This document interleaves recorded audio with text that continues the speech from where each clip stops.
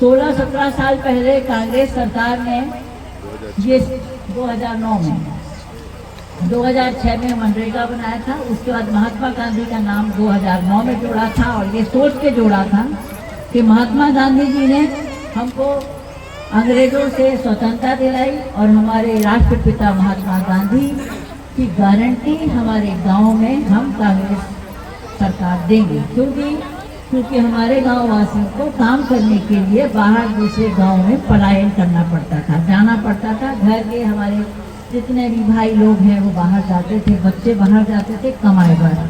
लेकिन अब अपने गांव में अपने काम करना, चाहे वो तालाब खोदने का काम हो, चाहे वो कुछ भी छोटे मोटे जो भी काम थे वो मनरेगा के माध्यम से यानी रोजगार गारंटी के नाम से होते।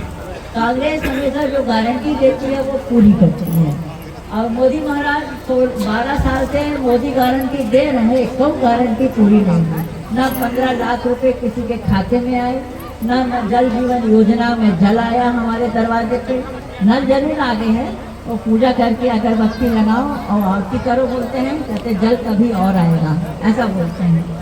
जब हमारी लोकसभा में, मैं पहली बार ये शब्द बोल रही हूँ अभी तक, क्योंकि आप लोग यहाँ बहुत ज़्यादा मात्रा में हैं इसलिए बोल रही हूँ। हम कांग्रेसी लोगों ने इसका बहुत विरोध किया कि हमारे महात्मा गांधी राष्ट्रपिता का नाम रोजगार गारंटी से न हटाया गया। हम लोगों ने छत में चढ़कर कूदने की भी कोशिश की, हम लोगों ने बैनर लगा के चिल्लाने की भी कोशिश की, सब कुछ किया। और आखिर में जब शिवराज चौहान जो मंत्री हैं आपके कृषि मंत्री, और उन्होंने कहा कि पूर्ण रूप से महात्मा गांधी का नाम रोजगार गारंटी से हटाया जाता है, तो हम सब कांग्रेसी, चाहे प्रियंका गांधी हो चाहे राहुल गांधी हो, आँख में आंसू लिए थे और रो रहे थे ये सोचकर कि आज लोकतंत्र के मंदिर लोकसभा में महात्मा गांधी को एक बार फिर मार दिया। एक बार नाथूराम गोडसे ने उनकी छाती में बंदूक की गोलियां उतारी थी, पता है ना, उनकी हत्या की थी। तो आज दोबारा हत्या लोकतंत्र के मंदिर में हमारे महात्मा गांधी की हुई है। ये वो रोजगार गारंटी थी जिससे हमारे गांव वालों को 100 दिन का रोजगार मिलना बिल्कुल तय था और गांव का हर व्यक्ति, पंचायत में जितने भी हमारे सरपंच लोग रहते थे, वो जिनको जरूरत होती थी उसका जॉब कार्ड बनता था और वो लोग उसमें काम करते थे।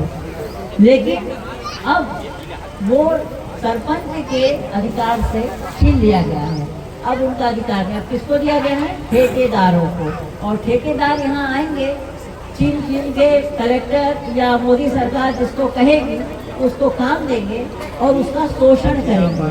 हमेशा जब भी कोई ठेकेदार काम कराता है तो आधा पैसा देता है हमारे मजदूर को और आधा खुद हजम कर जाता है। ये हर एक जगह में होता है।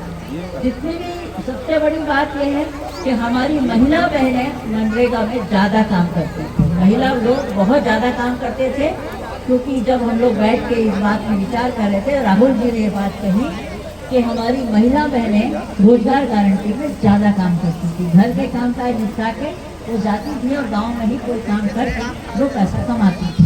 उस पर इन्होंने उसको रोका है, यानी यह महिला विरोधी सरकार है मोदी की, किसान विरोधी सरकार है मोदी, और शिक्षा की